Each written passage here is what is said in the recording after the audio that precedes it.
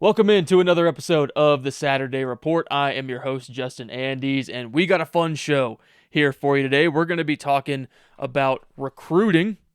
Is it about to matter more again? Is recruiting about to be back to where it used to be in the 2010s, 2010s, and before? We're also going to be talking pulse check on a couple teams in the SEC. A little bit more about what we learned from the Manning Passing Academy, and then we're talking about LSU and how those fans are feeling, how we as fans are feeling about Lane Kiffin heading into this 2026 season. Before we jump into that, PSA, it is free to subscribe to this show. Every subscription helps. We are still basically brand new. This is going to be episode 6 of the Saturday Report. I would really appreciate it. Now let's jump in to some recruiting talk. Is recruiting about to matter again? I asked that a little bit tongue-in-cheek. But over the last, say, 5 years or so, ever since really the COVID year, recruiting has kind of taken a back seat for a lot of college football fans. And the reason is because a lot of recruits that come through, number one, are transferring after they've been at the school for a year or two. And the second part of this is recruiting kind of feels like a game that these athletes, these kids are playing before going into college, where they're committing to one school, they're not staying committed, you got last minute flips. That's kind of always been the case. A lot of times back in the early 2010s, you used to be able to take a kid at his word, and if he committed somewhere, he was usually going to go there. There were going to be the odd cases where they'd have the last minute flip, but a lot of times if they hadn't committed yet, you just have your crystal ball predictions of where they're actually going to sign on signing day, and that's where you'd have the 3 hats on the table and they'd finally pick one because they weren't committed anywhere. But now you can just take your commitment away like it's nothing. And a lot of kids are doing it. A lot of athletes are trying that. That I don't think is going to change. I think that's going to stay the same. What is going to change, what may be able to change, is if this Protect College Sports Act were to pass. Now, I don't care if you love it or if you hate it. I have a few opinions on it, but honestly, I haven't read the whole thing. I haven't dove into the entirety of what it means. I'm not a legislator. So I'm going to be diving into it a little bit more if and when it passes, because it sounds like it's got some steam on its side. But Protect College Sports Act gives you 5 years to play 5 seasons. So no more redshirt years, and also no more medical waivers or anything like that. You have 5 years to play 5 seasons. I think that's going to be really good for players, and it puts a cap on really how old you can be, how long you can be playing in college football. But it also looks like they've got a cap on transferring once for the entire tenure of you being a student athlete. And if you transfer more than that, I'm sure they'd have like a year where you'd sit that they used to have, where if you transfer, you had to sit a year before you start unless you were a grad transfer. So this is going to cut down on the amount of transfers that we would see in and throughout each season. So instead of 10 to 20 players leaving any given team in between every year, maybe that cuts it down to 5 to 10. So now the butterfly effect of something like this passing, if it does pass, is recruiting matters a whole lot more all over again. I remember whenever I was growing up in high school, and after I got out of high school and out of college and I was working at my job, National Signing Day was essentially a holiday for me. Growing up in Colorado, nobody else cared. I know in the South, I know in the Midwest, everybody is keeping their eyes on National Signing Day on Twitter and on YouTube and on who's committing and on where they're going and all of that stuff. Up here, I was the freak. I was the only one who cared about all that stuff. But I really did. And in school or at work or in college, wherever I was heads down in a screen in my phone, constantly watching to see where these recruits were going to land. Being an LSU fan, I was watching the announcements for guys like Leonard Fournette. I was watching the announcements for all kinds of players whenever they would come through, and it was a holiday for me. It was a spectacle for all of us that loved college football. And now, yeah, National Signing Day still matters, but I don't believe that college football fans or fans adjacent to college football care nearly as much as they used to. because so many of these players are leaving and going to different schools after a year or 2 years whenever they don't get their way and they don't start immediately, especially the players that are very highly rated coming out of high school. If they don't start or get their playing time immediately, they have the desire to go elsewhere where they're being sold a dream that they're going to play more, and a lot of times they don't. They play just as much as they would have if they would have stayed.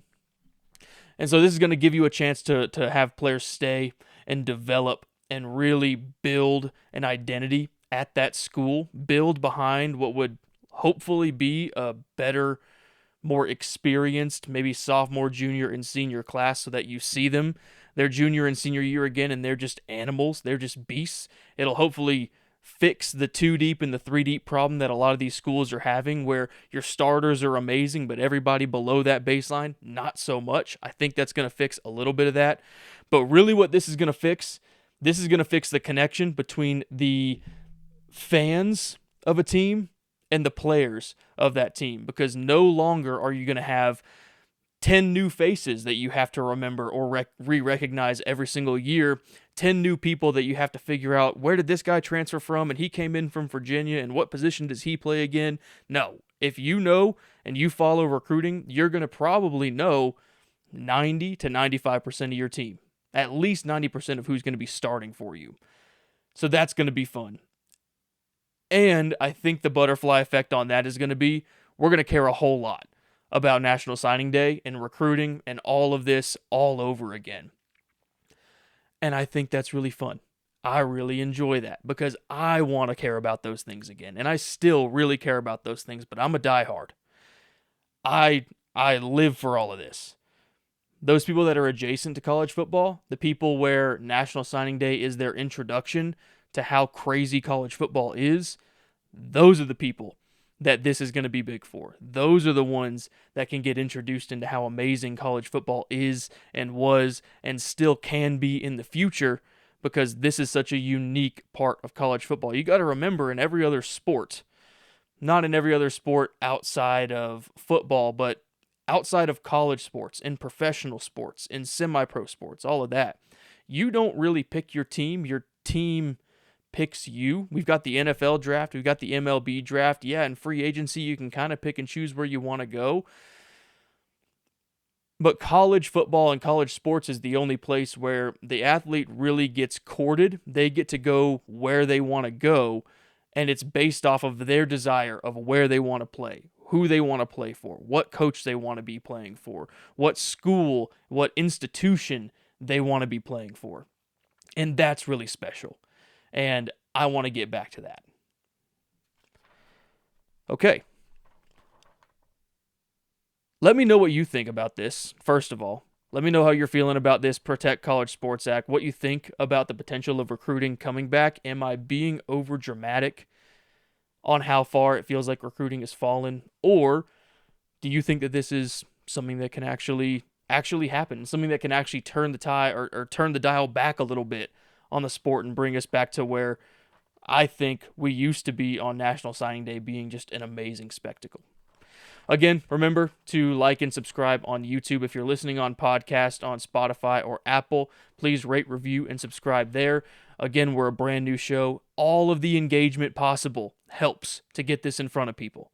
So please do that. It would mean a ton to me. It costs you nothing, but it does everything for me and for a small show like ours as we try to grow. Pulse Check is going to be a new segment that we're going to throw in here. This is a pulse check from the outside looking in on any of the fan bases that we so choose to select. I say from the outside looking in because I have zero inside knowledge into these fan bases. I can tell you what I see on Twitter. I can tell you what I see based off of the national sentiment of watching other shows and reading other columns, but I can't tell you what an actual Texas fan feels about Texas, because I don't have any of those people, or a Texas insider feels about Texas, because I don't have any of those people to go to. I'm not an insider myself, and I don't have connections in the industry yet. It'll be fun to build those. So this is a pulse check from the outside looking in, and we're going to start in Columbia, South Carolina. I think the pulse on the fan base is a thorough concern, borderline panic situation. Because Shane Beamer should be doing better than he is, and he definitely should have done more with what he had last year. Coming into this year, they're giving him another shot. Everybody's got Shane Beamer on their hot seat list. They also did a couple years back as well. Remember that, before they went on their nice run a couple of years ago and almost made a playoff spot. Yeah, he was on the hot seat going into that year as well, or going maybe the year before. But you've got Lenora Sellers coming back for year 3. You've got Dylan Stewart coming back on defense. You got Nick Harbor coming back out wide who can just outrun everybody. Your starting linebackers return. There's a lot of returning production. In fact, I think you are the highest returning production in all of the SEC, which is great, and that experience is awesome, but you did not answer the question mark that we had this offseason, which is the offensive line. And it's been the question mark that we've had with South Carolina for a handful of years now. But we did bring in a new offensive line coach in Randy Clements. We'll see how that goes. We brought in double-digit O linemen from the portal. That's going to be interesting. That's going to be unique to see how they all gel. Everyone, I hear the analogy all the time of the offensive line is a fist. It's 5 fingers that need to be able to do the same thing and come towards the same goal together. And whenever you have a completely new segment of offensive linemen, the question is how quickly can they gel, especially if you're going to be mixing them all around in fall camp and trying to figure out who's plugging what hole. That can get to be tough, and it can get to be where you're in week 5, 6, or 7 before your linemen actually gel together.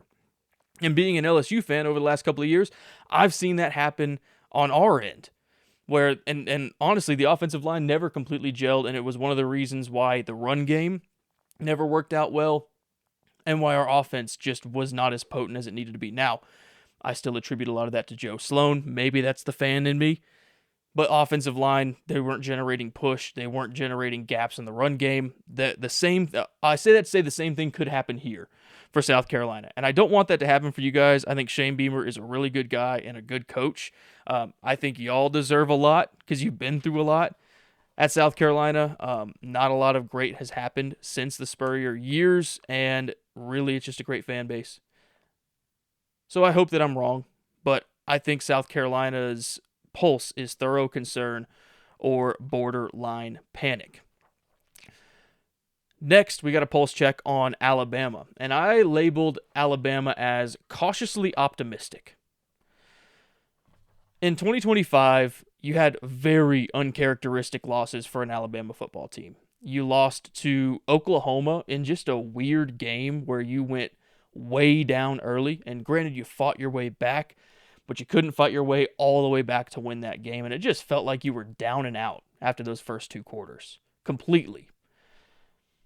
Separately, you also had the game against Florida State where you lost to a really bad team that may have been playing up, but they were a bad team. Let's just be honest. They were not a good team, and you lost to them. You also got beat down by Georgia and Indiana late in the season in the SEC championship game and in the playoff second round game. And by beat down, I mean thoroughly beat down in a way that I haven't seen Alabama get beat in ever, a long time. You got to remember, I'm 28. 2007 was my Super Bowl. That's whenever LSU wins the national championship, and from that point on, I am in love with college football, which also means that I only started really watching college football and comprehending what was happening as a 9-year-old from the time Nick Saban comes back from Miami and into Alabama. And I watch Alabama just steamroll everybody for all of my time growing up. So I'm not used to Alabama losing like that. I'm not used to them having performances like that. I understand you got to be brought down to earth a little bit whenever Nick Saban's no longer your coach. But I don't think it needs to look like that. I don't think it needs to look like it did last year, and I think Alabama fans agree with that. I don't think they want it to look like it did last year. What we're looking up towards, why we are optimistic as Alabama fans here. The 2026 roster looks good. It really does. And Kalen DeBoer's got his guys in, whoever he chooses, at quarterback. Keelan Russell or Austin Mack. Both of them he recruited. Austin Mack comes over with him from Washington. Keelan Russell just seems like he's probably going to win the job according to sentiment that I'm hearing around different shows and different people and on Twitter and all that stuff. Again, I don't have inside knowledge. I don't have inside information. Do not take that as gospel, but it seems like he's running point for that. He's in pole position to win that job. You do have a workable schedule. You got a 4-game stretch. It's going to be a little bit tough in there, but outside of that, you should be able to win the other 8 just based on talent alone. People are overlooking you. You're not very highly rated or highly ranked. At least it's projected that you're probably not going to be highly ranked whenever that first AP Top 25 comes out. The biggest question on the season that I have is, how does it look? How does the team look? Because last year, they had times where they looked great, and they had times where they looked completely lifeless. And it's okay to lose football games. Maybe Alabama fans will not agree with that. But I think it's okay to lose some football games, especially whenever you got a first-year starter in there. Those were a lot of the years where Nick Saban had his most struggles, is when he had a first-year starter in, because they had to learn how to manage an SEC football game. It's all coming at you faster. It's all coming at you harder, and it's going to be a different speed and a different pace than you're used to, and you got to learn how to manage that. Totally understand that. That's why I say it's okay to lose. It's not okay to lose like you did last year. You do not want to have these ups and downs and peaks and valleys where you are so high up that you're beating teams by 70, and then the next week or the week before, you didn't even look like you had a pulse against Florida State, at least for those first 3 quarters before you tried to make your comeback. You don't want to go into games like Oklahoma and just look like you're completely flatlined and nobody from your team wants to be there and everybody's playing down. You don't want to go into meaningful games like that SEC championship game against Georgia. I get it. It's hard to beat the same team twice in a year. But I'll tell you what's not very difficult is being able to compete in those games. It's expected that Alabama is going to at least make it close, and they're going to make your life hell trying to beat them. But that didn't happen in the SEC championship game. It didn't happen in the semifinal game. So the big question, and where I think Alabama fans are going to have to end the season and figure out, is DeBoer our guy that we're taking for another year, or is he going to, are we going to have to move on and look elsewhere, potentially? Is how does the team look? Do they look like they're playing with an edge? Do they look like they're playing with fire? The analogy that I like to bring up here is I love playing golf. I enjoy going out to play golf. I'm not the best golfer out there, and I've played with a lot of golfers that are way worse than I am, that half the time on the course they hit a shot and they're like, why do I even come out here and play?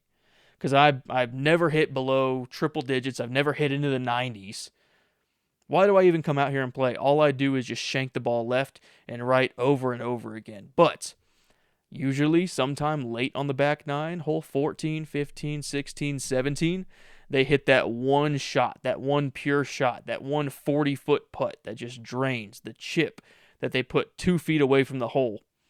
And it gets them so excited, and they always say, that's why you keep coming back. That one is what I'm going to remember when I finish this round. That's going to make me want to play another round. Is DeBoer going to have one of those games where he just comes in and like last year, he just absolutely obliterates LSU and Tiger Stadium?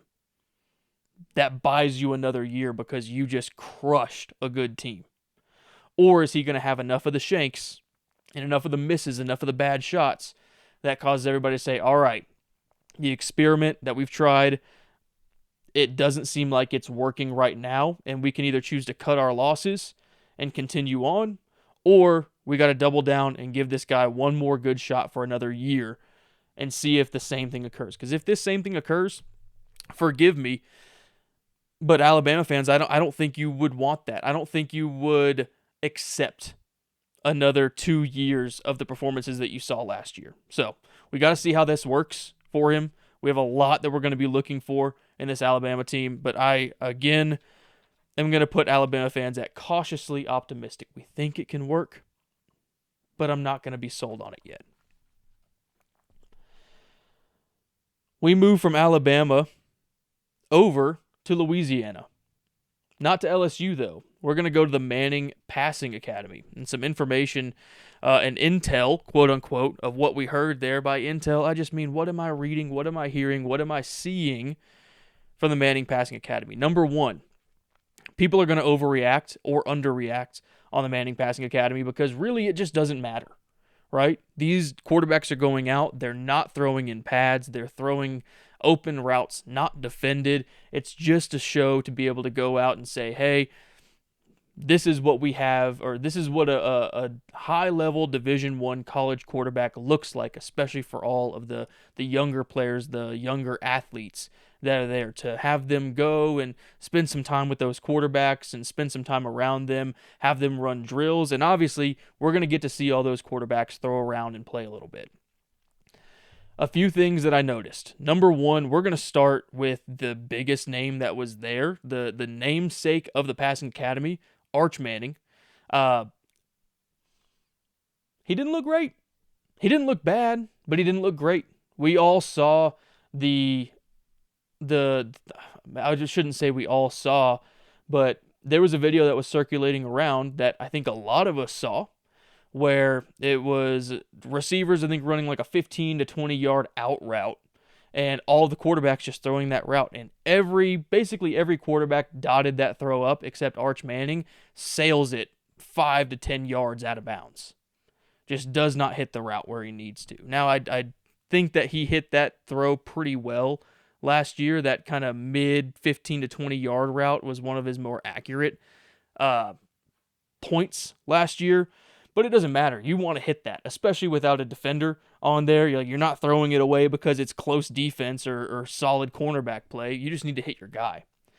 There were also a couple other plays where it seems like, or a couple of throws where it seems like he did not hit his mark. He wasn't as accurate as he wanted to be. His timing may have been off, whatever it was. And he also had other throws where he looked amazing and he looked elite. And that was the problem that we had last year, is that we had this high and low issue where whenever he's on, goodness gracious, he's on.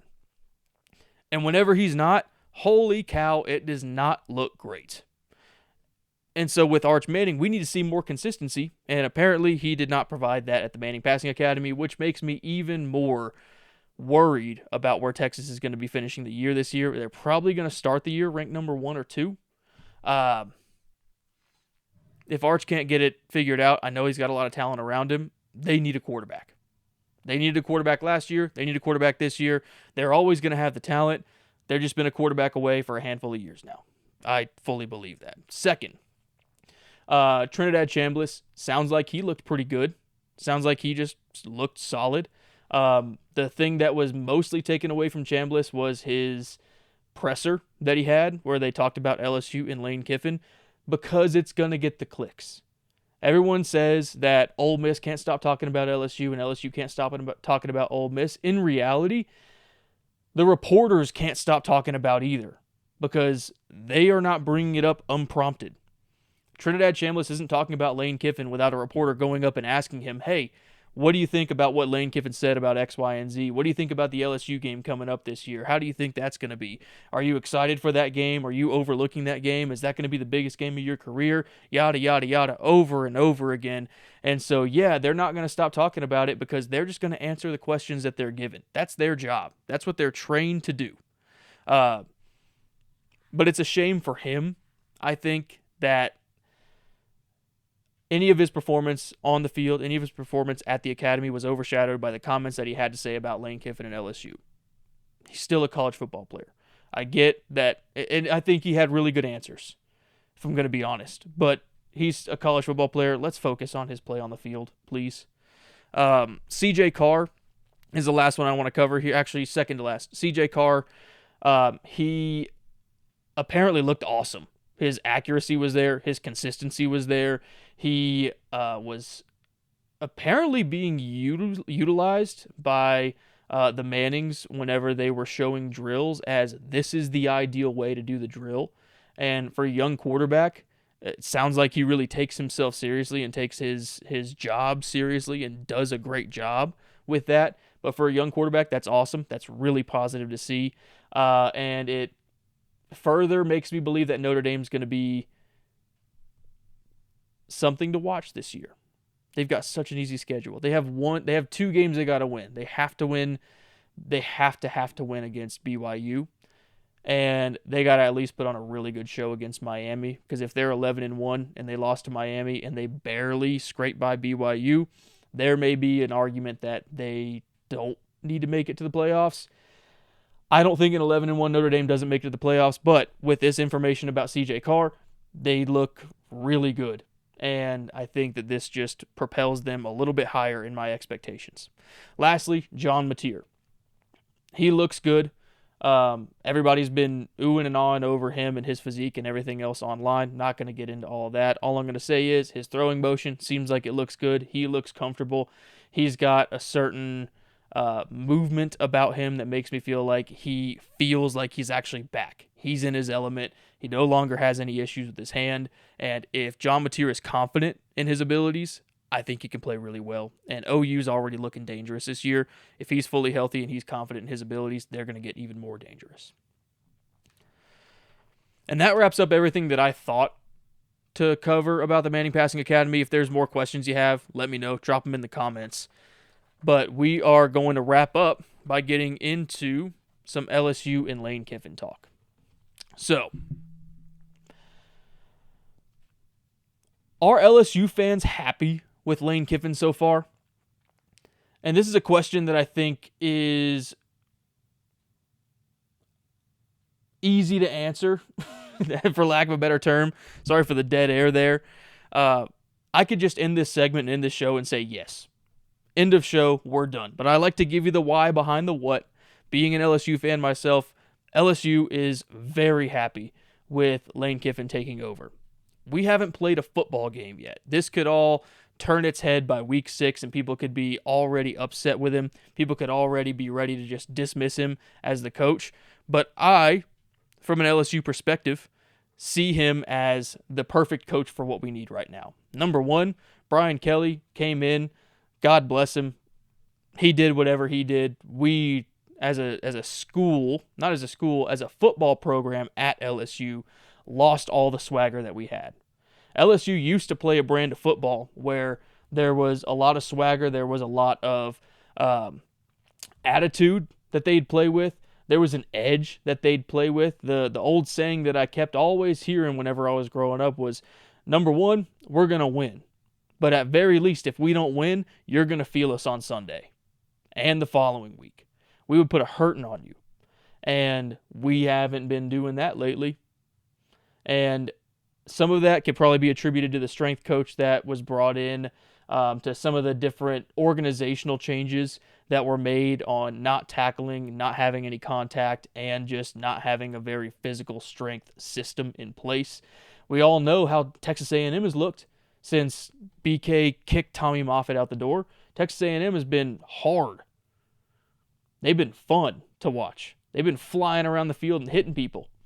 That's how we were. That's how we should be, and we haven't been that way. So, we need to bring our swagger back. Lane Kiffin wants to do that. He seems to have fully ingratiated himself in Louisiana culture, all the Louisiana high schools, the things that he knows he needed to do. I bet you he's calling up Nick Saban every week and like, okay, what did you do? What did you do? What do I need to do next?